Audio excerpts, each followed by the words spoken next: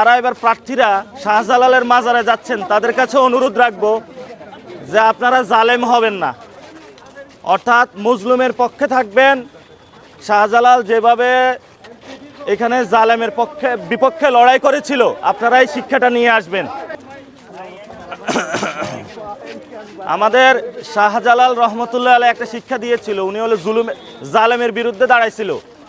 তো আমরা যারা এবার প্রার্থীরা শাহজালালের মাজারে যাচ্ছেন তাদের কাছে অনুরোধ রাখবো যে আপনারা জালেম হবেন না, অর্থাৎ মুজলুমের পক্ষে থাকবেন। শাহজালাল যেভাবে এখানে জালেমের বিপক্ষে লড়াই করেছিল, আপনারা এই শিক্ষাটা নিয়ে আসবেন। আসসালামু আলাইকুম, দোয়া করবেন। আসসালামু আলাইকুম। আসসালামু আলাইকুম, দোয়া করবেন। গত 15 বছরে আমাদেরকে জঙ্গি তাকমা দিছে না, অত্যাচার তো করছে। ভারত তো আমাদেরকে ইচ্ছা করলে যে কোনো সময় খেয়ে ফেলে। আর আমাদের মতন যারা এই 50% তরুণ আছে, আমরা কি এটা সহ্য করবো এবার? আপনারা যারা আছেন সহ্য করবেন এবার? এবার হলো গণভোটে হ্যাঁ দিতে হবে, দেশটা পরিবর্তন হয়ে যাবে ইনশাআল্লাহ। দোয়া করবেন। জি, আসসালামু আলাইকুম।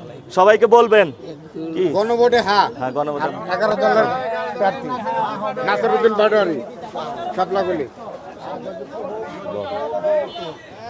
কোন দিকে? ভাই আসসালামু আলাইকুম, দোয়া করবেন। শুভে যায় বলে লং শট কিছু ছবি নিতে। ভাই আসসালামু আলাইকুম। ভাই আসসালামু আলাইকুম। ধন্যবাদ ধন্যবাদ।